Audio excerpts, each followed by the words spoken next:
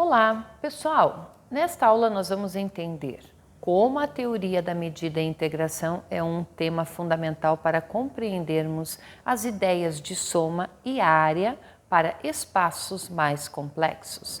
Nós vamos começar descobrindo como essa teoria surgiu e por que ela é tão importante em diversos campos da ciência e matemática. A teoria da medida ela começou a tomar forma no final do século XIX, sendo refinada aí já no século XX. Então, ela generaliza a noção de comprimento, de área e volume, que são intuitivos em nossa vida diária, para aplicá-los em contextos mais abstratos.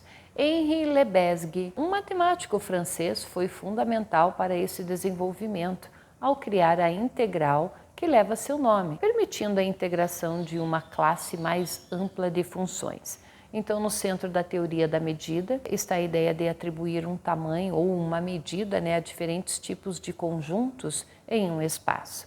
Este espaço ele pode ser algo familiar, como uma linha ou superfície, ou algo mais complexo, como estruturas em dimensões superiores.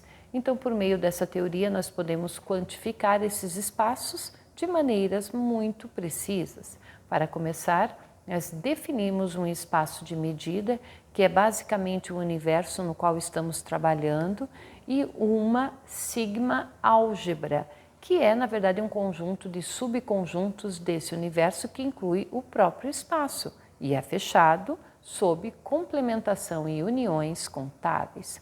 A função de medida é aplicada a esses subconjuntos, atribui a cada um valor numérico que representa o seu tamanho, sendo que este valor é zero para o conjunto vazio. Um exemplo simples de medida é a medida de contagem, onde simplesmente contamos o número de elementos em um conjunto. Mais sofisticada é a medida de Lebesgue, que pode ser pensada como uma extensão do conceito de comprimento a conjuntos mais complicados dos números reais, como intervalos irregulares ou conjuntos pontuais. Então, quando nós falamos em integrar sobre esses espaços medidos, estamos falando sobre a integral de Lebesgue, diferentemente da integral de Riemann, que trabalha com a soma das áreas e retângulos sobre a curva de uma função.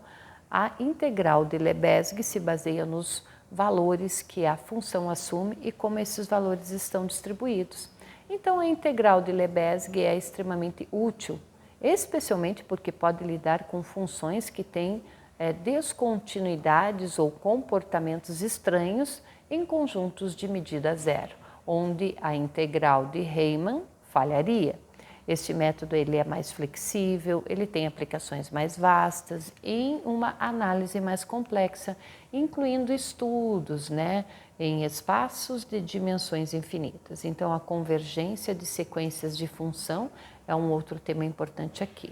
A teoria da medida oferece teoremas poderosos como o da convergência dominada e da convergência monótona, que ajudam a entender sob quais condições a integral do limite de uma sequência de funções é igual ao limite das integrais dessas funções. Esses conceitos são fundamentais em áreas como a teoria das transformadas por Fourier e o estudo das equações diferenciais. Além da matemática pura, a teoria também é aplicada à probabilidade, onde a medida de probabilidade modela a chance de ocorrência de eventos. Então, nesse caso, a medida tem aí um total de 1 representado a certeza absoluta.